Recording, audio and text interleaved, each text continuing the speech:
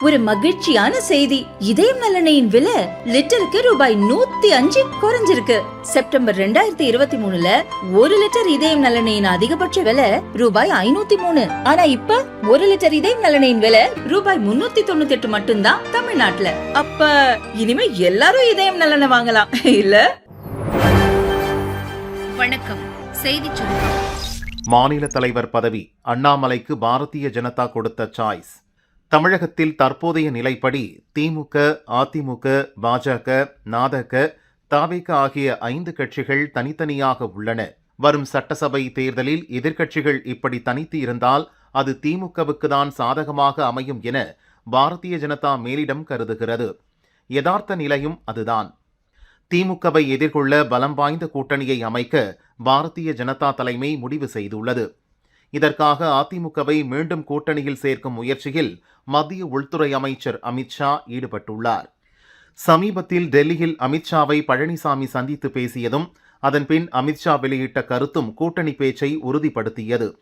பாரதிய ஜனதா கூட்டணியில் சேர வேண்டுமானால் அண்ணாமலையை தலைவர் பதவியிலிருந்து நீக்க வேண்டும் என்று அதிமுக கண்டிஷன் போட்டிருக்கிறது.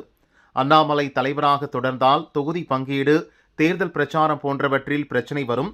அதனால் அவரை மாற்றியே ஆக வேண்டும் என்று அதிமுக சொல்லியிருக்கிறது. பழனிசாமி சந்திப்புக்கு பின் அண்ணாமலை டெல்லிக்கு சென்றார். அப்போது இந்த விஷயங்களையெல்லாம் அமித்ஷாவும் மேலிட தலைவர்களும் அண்ணாமலையிடம் கூறியிருக்கிறார்கள். அதற்கு அவர் தலைமை என்ன முடிவு செய்கிறதோ அதற்கு கட்டுப்படுகிறேன் என தெரிவித்திருக்கிறார். அதற்கு பாரதிய ஜனதா தலைவர்கள் ஒரு யோசனை சொல்லியிருக்கிறார்கள். தலைவர் பதவிக்கு போட்டியிட்டு நீங்களே தொடரலாம், ஆனால் சட்டசபை தேர்தலில் கூட்டணி தொகுதி பங்கீடு உட்பட அனைத்து முடிவுகளையும் மேலிடத்திடம் விட்டுவிட வேண்டும். இதற்கு விருப்பம் இல்லை என்றால் தலைவர் பதவிக்கான போட்டியில் கட்சி மேலிடம் தெரிவிக்கும் நபருக்கு ஆதரவு தெரிவிக்க வேண்டும் என கூறியிருக்கிறார்கள். கட்சி தலைவராக தொடர்வதா வேண்டாமா என்ற முடிவை அண்ணாமலையிடமே விட்டு இருக்கிறது பாரதிய ஜனதா. இந்த சூழலில் வரும் 8, 9, 10 தேதிகளில் தமிழக பாரதிய ஜனதா தலைவர் பதவிக்கு தேர்தல் நடத்தப்பட உள்ளது. தேர்தலை நடத்த மேலிட பார்வையாளராக மத்திய அமைச்சர் கிஷன் ரெட்டி வருகிறார். ஆளும் திமுகவின் ஊழல்களை அதிமுகவே விமர்சிக்க தயங்கும் நிலையில் ஆதாரங்களுடன் ஊழல்களை அம்பலப்படுத்தி அதிரடி காட்டி வருகிறார் அண்ணாமலை. அவரது வருகைக்கு பின் தமிழக பாரதிய ஜனதா வளர்ச்சி பெற்று வரும் நிலையில் அவர் இல்லை என்றால் பின்னடைவு ஏற்படும்.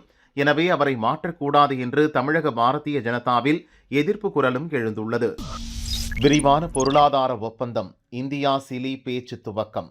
தென் அமெரிக்க நாடான சிலியின் அதிபர் கேப்ரியல் போரிக் ஃபாண்ட் 5 நாள் பயணமாக இந்தியா வந்துள்ளார்.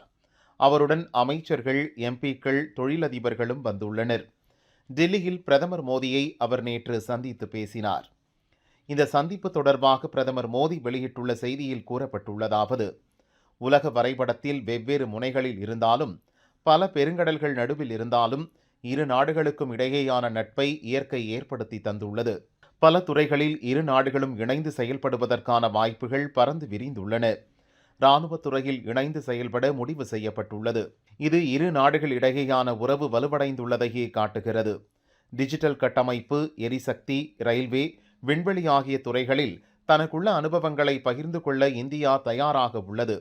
இருதரப்பு வர்த்தகம் மற்றும் முதலீடுகளின் வளர்ச்சியை வரவேற்கிறோம். இதில் உள்ள அளப்பரிய வாய்ப்புகளை பயன்படுத்திக் கொள்ளவும் முடிவு செய்யப்பட்டுள்ளது. இரு நாடுகளுக்கும் இடையே விரிவான பொருளாதார நட்புறவு ஒப்பந்தம் செய்வதற்கான பேச்சுகளை துவக்கவும் இந்த சந்திப்பில் முடிவு செய்யப்பட்டுள்ளது.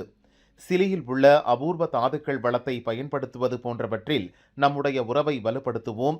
வேளாண் துறை, உணவு பாதுகாப்பில் ஒருவருக்கு ஒருவர் ஒத்துழைப்போம் என பிரதமர் மோடி தெரிவித்துள்ளார். அவதூறு வழக்கில் ஆஜராக பழனிசாமிக்கு சம்மன். அதிமுக பொதுச் செயலர் எடப்பாடி பழனிசாமி கடந்த ஆண்டு ஜூன் 13ஆம் தேதி கோவை விமான நிலையம் வந்தார். அப்போது பத்திரிகையாளர்கள் அதிமுக ஒருங்கிணைப்பு குழு தொடர்பாக அவரிடம் கேள்வி எழுப்பினர். பதிலளித்த பழனிசாமி, போறவங்க வரவங்க எல்லாம் ஒரு குழு அமைச்சா பதில் சொல்லிட்டு தான் இருக்கணும். அவங்க யாரு சொல்லுங்க பார்க்கலாம். அவங்க என்ன குழு? யாரோ ஒருத்தர் கோயம்புத்தூர்காரர். அவர் எங்க இருந்தாரு? அவர் கட்சியிலே கிடையாது. ஓபிஎஸ் இருக்கும்போது போய் சேர்ந்தாரு. அதுக்கு முன்னாடி உறுப்பினரே இல்லை. அவரெல்லாம் ஒரு ஆளுன்னு நினைச்சிட்டு நீங்க கேட்குறீங்க என்று பதிலளித்தார். இந்நிலையில் முன்னாள் முதல்வர் எடப்பாடி பழனிசாமி மீது அக்கட்சியின் முன்னாள் MP KC Palaniswami Kovai JM1 கோர்ட்டில் அவதூறு வழக்கு தாக்கல் செய்தார். அதில் என்னை பற்றி அதிமுக பொதுச் செயலர் பழனிசாமி தொடர்ந்து அவதூறாக பேசி வருகிறார். 1971 இருந்து கட்சியில் உறுப்பினராக உள்ளேன். 1984 எம்எல்ஏவாகவும் 1989 எம்பியாகவும் தேர்வு செய்யப்பட்டேன். ஆனால் என் புகழுக்கு களங்கம் விளைவிக்கும் வகையில் தரக்குறைவாக பேட்டி கொடுத்துள்ளார். அவர் மீது தாக்கல் செய்துள்ள வழக்கை விசாரித்து தண்டனை அளிக்க வேண்டும் என்று குறிப்பிட்டிருந்தார். இந்த வழக்கை விசாரணைக்கு ஏற்றுக்கொண்ட நீதிமன்றம் KC பழனிசாமி கோர்ட்டில் ஆஜராகி வாக்குமூலம் அளிக்க உத்தரவிட்டது. அதன்படி அவர் கோர்ட்டில் ஆஜராகி வாக்குமூலம் அளித்தார்.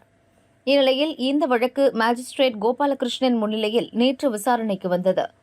அப்போது அவதூறு வழக்கு தொடர்பாக அதிமுக பொதுச் செயலர் பழனிசாமி கோர்ட்டில் ஆஜராக சம்மன் அனுப்ப உத்தரவிட்டது. இதையடுத்து விசாரணை வரும் 15ஆம் தேதிக்கு ஒத்திவைக்கப்பட்டது. பார்லியில் தாக்கலாகும் வக்ஃப் மசோதா எம்பிக்களுக்கு பரந்த கொறடா உத்தரவு. பரபரக்கும் பார்லிமெண்ட். வக்ஃப் வாரிய சட்டத்திருத்த மசோதா லோக்சபாவில் புதனன்று தாக்கலாக உள்ளது. மத்திய சிறுபான்மையினர் நல அமைச்சர் கிரண் ரிஜிஜு மசோதாவை தாக்கல் செய்கிறார். இந்த மசோதா ஏற்கனவே தாக்கல் செய்யப்பட்டு எதிர்க்கட்சிகளின் கடும் எதிர்ப்பால் பார்லிமெண்ட் கூட்டுக்குழு ஆய்வுக்கு அனுப்பப்பட்டது. எதிர்க்கட்சிகள் முன்வைத்த திருத்தங்கள் அனைத்தும் நிராகரிக்கப்பட்ட நிலையில் பாரதிய ஜனதா கூட்டணி கட்சிகள் முன்வைத்த 14 திருத்தங்கள் மட்டும் ஏற்கப்பட்டன. இப்போது மீண்டும் தாக்கல் செய்யப்பட உள்ள வக்ஃப் வாரிய சட்டத்திருத்த மசோதா கடும் பேசுபொருளாகியுள்ளது. இதனால் மசோதா மீது பல்வேறு கட்சிகளைச் சேர்ந்த எம்பிக்கள் விவாதிக்க 8 மணி நேரம் ஒதுக்கப்பட்டுள்ளது. கூடுதல் நேரம் தேவைப்பட்டால் அதற்கான நடவடிக்கையும் எடுக்கப்படும் என அறிவிக்கப்பட்டுள்ளது. எம்பிக்களின் விவாதத்திற்கு பின் சட்டத்திருத்த மசோதா மீது ஓட்டெடுப்பு நடக்கும். எனவே பாரதிய ஜனதா எம்பிக்கள் அனைவரும் தவறாமல் நாளை லோக்சபா கூட்டத்தில் பங்கேற்க வேண்டும் என உத்தரவிடப்பட்டுள்ளது. ஏப்ரல் 2ஆம் தேதி லோக்சபாவில் முக்கிய நிகழ்வு நடக்க உள்ளது. பாரதிய ஜனதா எம்பிக்கள் எவரும் ஆப்சென்ட் ஆகாமல் சபை நிகழ்வில் பங்கேற்க வேண்டும் என பாரதிய ஜனதா லோக்சபா கொறடா சஞ்சய் ஜெய்ஸ்வால் அனைவருக்கும் கடிதம் எழுதியுள்ளார். இதேபோல் வக்ஃப் வாரிய சட்டத்திருத்த மசோதாவை கடுமையாக எதிர்க்கும் சமாஜ்வாதி கட்சியும் அதன் எம்பிக்களுக்கு கொறடா மூலம் உத்தரவு பிறப்பித்துள்ளது. அரசு நிறைவேற்ற நினைக்கும் மசோதாவுக்கு எதிராக ஓட்டளிக்க ஏதுவாக சமாஜ்வாதியைச் சேர்ந்த அனைத்து எம்பிக்களும் புதன் லோக்சபா கூட்டத்தில் நாள் முழுதும் பங்கேற்க வேண்டும் என அந்த உத்தரவில் கூறப்பட்டுள்ளது. விதிகளின்படி கொறடா உத்தரவை மீறும் எம்பிக்கள் மீது நடவடிக்கை எடுக்க முடியும். எனவே முக்கிய விவாதங்கள் மீதான ஓட்டெடுப்பு, அரசு, சபாநாயகர் மீதான நம்பிக்கையில்லா தீர்மானம் ஆகிய சமயங்களில் அணிமாறி ஓட்டளிப்பதை தடுக்கும் வகையில் கொறடா உத்தரவு பிறப்பிக்கப்படுவது வழக்கம். அந்த வகையில் புதனன்று தாக்கலாகும் வக்ஃப் வாரிய சட்டத்திருத்த மசோதாவுக்கு ஆதரவாகவும் எதிராகவும் ஓட்டளிக்க வசதியாக அந்தந்த கட்சிகளின் எம்பிக்களுக்கு கொறடா மூலம் உத்தரவு பிறப்பிக்கப்பட்டுள்ளது. புதனன்று சபை நடவடிக்கைகளை எதிர்கொள்வது, விவாதத்தில் எடுத்து வைக்க வேண்டிய முக்கிய விஷயங்கள் குறித்து இண்டி கூட்டணி கட்சி தலைவர்கள் டெல்லியில் ஒன்று கூடி விவாதித்தனர்.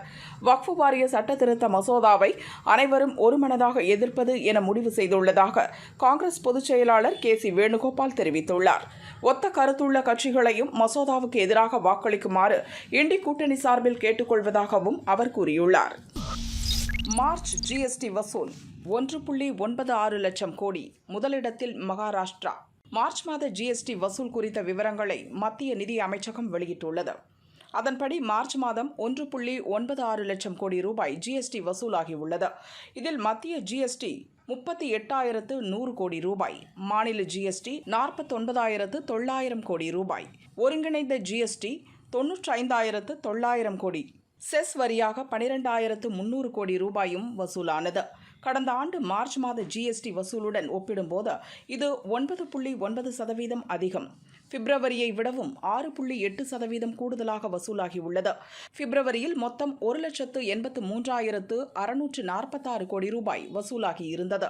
மாநில வாரியாக GST வசூலில் அதிகபட்சமாக மகாராஷ்டிராவுக்கு 31,534 கோடி ரூபாய் கிடைத்துள்ளது. கர்நாடகா 13,497 கோடியும், குஜராத் 12,095 கோடியும், தமிழகம் 11,795 கோடியும் வசூலித்து அடுத்தடுத்த இடங்களை பிடித்துள்ளன. காஷ்மீரில் பதுங்கும் பயங்கரவாதிகள் சுட்டு கொல்ல தேடுதல் வேட்டை தீவிரம். ஜம்மு காஷ்மீரின் கதுவா மாவட்டத்தில் பாகிஸ்தானில் இருந்து கடந்த மாதம் ஒரு பயங்கரவாதிகள் குழு ஊடுருவியது. மார்ச் 23 பயங்கரவாதிகளுக்கும் பாதுகாப்பு படையினருக்கும் இடையே முதல் மோதல் நடந்தது. இதில் தாக்குப்பிடிக்க முடியாமல் பயங்கரவாதிகள் அனைவரும் தப்பி ஓடினர். அவர்களை தேடும் பணி நடந்து வந்தது. கடந்த 28ஆம் தேதி கதுவாவின் சன்யால் வனப்பகுதியில் மீண்டும் அந்த பயங்கரவாத குழுக்களுடன் சண்டை நடந்தது. இதில் 2 பயங்கரவாதிகள் கொல்லப்பட்டனர். பாதுகாப்பு படை வீரர்கள் 4 பேர் வீரமரணமடைந்தனர். மற்ற பயங்கரவாதிகள் மீண்டும் வனப்பகுதிக்குள் தப்பிச் சென்றனர். இந்நிலையில் அவர்களை தேடும் பணி கடந்த 4 நாட்களாக நடக்கிறது. அவர்களுக்கு ராஜ்பாக் பகுதியைச் சேர்ந்த சிலர் உணவு, குடிநீர் மற்றும் தேவையான உதவிகளை வழங்கியதாக ராணுவத்தினருக்கு தகவல் கிடைத்தது.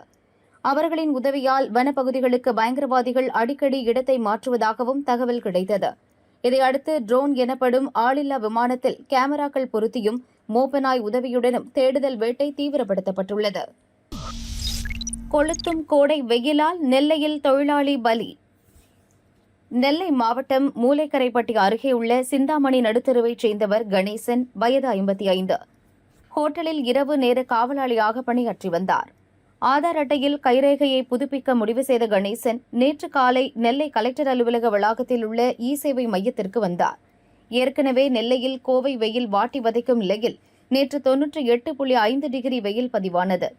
இந்நிலையில் கலெக்டர் அலுவலகத்தின் வளாகத்திற்குள் நடந்து சென்ற கணேசன் திடீரென மயங்கி கீழே விழுந்தார். பாதுகாப்பு பணியில் இருந்த போலீசார் ஓடி வந்து கணேசன் முகத்தில் தண்ணீர் தெளித்தனர். ஆனாலும் அவருக்கு மயக்கம் தெளியவில்லை. இதையடுத்து அவரை பாளையங்கோட்டை அரசு மருத்துவமனைக்கு அனுப்பி வைத்தனர். அங்கு அவரை பரிசோதித்த டாக்டர்கள் அவர் இறந்துவிட்டதாக தெரிவித்தனர். கடுமையான வெயிலின் தாக்கத்தால் சுருண்டு விழுந்து இறந்தாரா அல்லது உடல்நலக்குறைவு ஏதேனும் ஏற்பட்டு இறந்தாரா என்பது குறித்து விசாரணை நடக்கிறது.